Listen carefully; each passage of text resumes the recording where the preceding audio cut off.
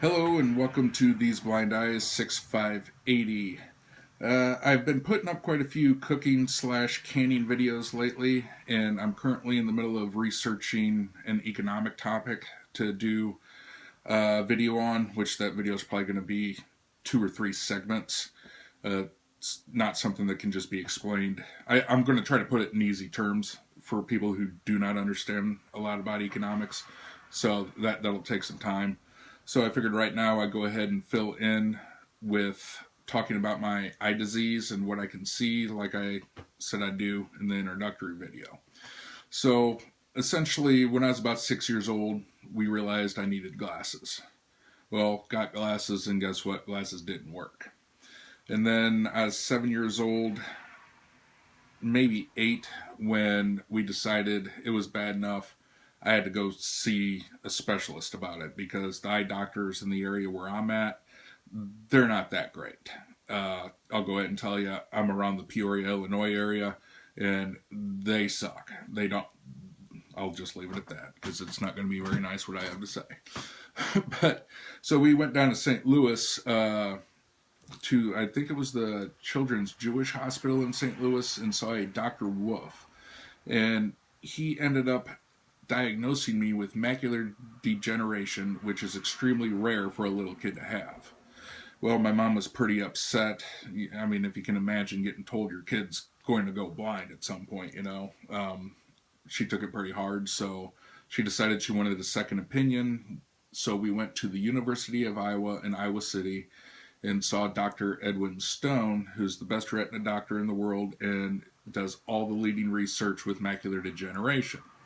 Well, it turns out I do not have macular degeneration. It's even more rare of an eye disease and even more rare for a kid to have, and that is cone rod dystrophy. Now, the reason cone goes in the front instead of rod is because my cones are worse than my rods. Now, if my rods were worse, then it'd be called rod cone dystrophy. But they're both deteriorating and they're both going fast. It's just my cones are going faster than my rods. Now, what are they? Cones, for those who don't know, that's what you use for your central vision. That's what you use to see color, and it's what you use to see during the daytime or whenever you're in the light.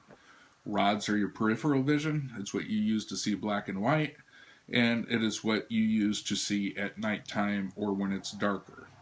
So I actually do see better when it is darker than when it is bright and sunny. I know that sounds strange and it's hard for a lot of people to comprehend, but the brighter it is, the worse I see. The darker it is to a point, obviously, the better I see. The best time of day for me, if I'm going to be outside, is probably 20 minutes before the sun comes up, where the sky is still lit up, but the sun isn't out and it isn't bright. Same for the evening, about, 15-20 minutes after the sun goes down, where it's still light out, but yet it's not bright. That's when I see the best. When I was a kid, when I was in 3rd grade, I had to go over to a school in Peoria to learn Braille. I got to come back after 6th grade, but I spent 4 years going to a Peoria, Illinois school to learn Braille. So my sight's that bad, It's a little difficult trying to explain how good I see, or how bad I see. For somebody that has 20/20 vision, you can say you got 20/20 vision. I know that's considered to be perfect eyesight, but explain what you can and can't see. You have no way of really explaining that to somebody who can't see. So it's kind of the same thing. I can say that my eyesight's bad enough, even though I do have a little bit of vision. It's not measurable. I don't get those 20/20 numbers or 20/2500 numbers or whatever it is for legally blind and worse. So I don't even get that anymore.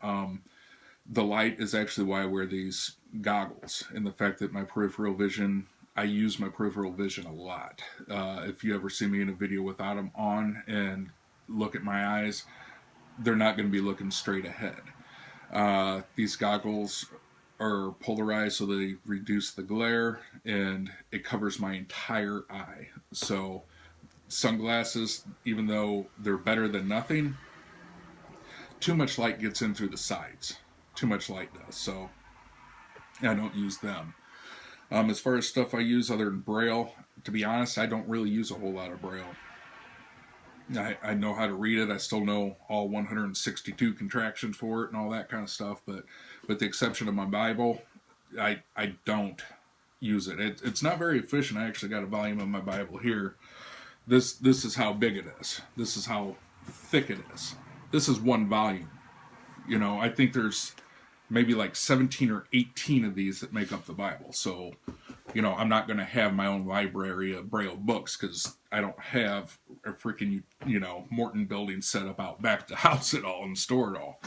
So, I can still use large print via a magnifier.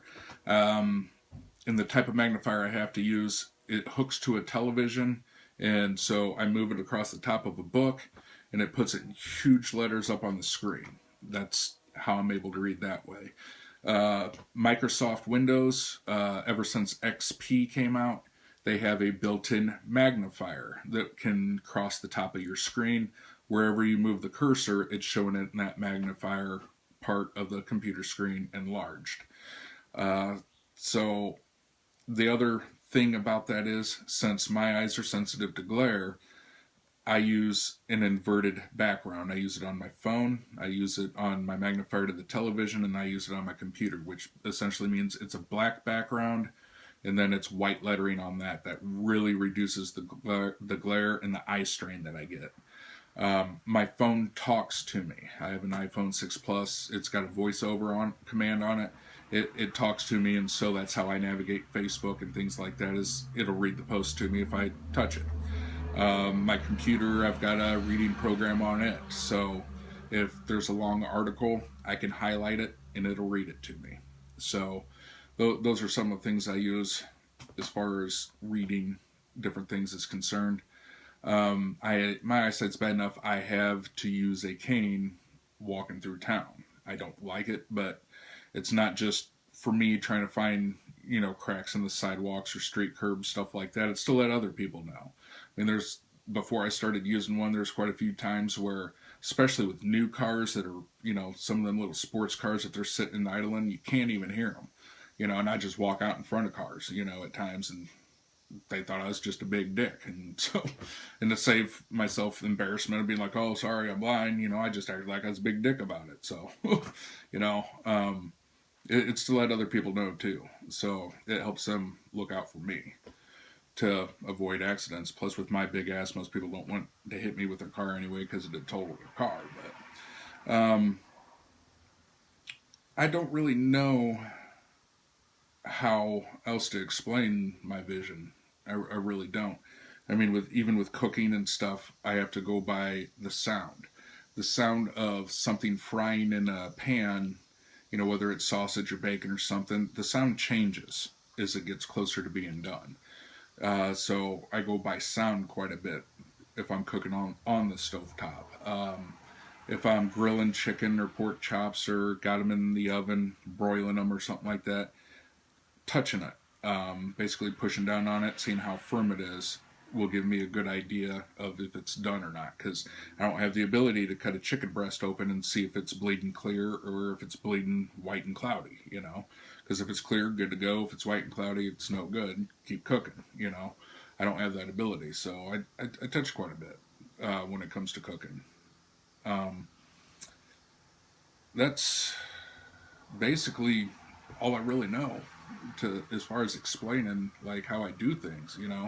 I mean, I've talked in that introductory video about the fact that I've used chainsaws and stuff like that before, so you just got to make sure that you're by yourself and no one's around, even though that kind of sounds contradictory since it's doing something dangerous. The last thing you want to do is turn around with a running chainsaw and not hear or see somebody walking up on you and hit them with it. So I always made sure I was doing it on my own, making sure I knew my work area, where I was at and what I was doing,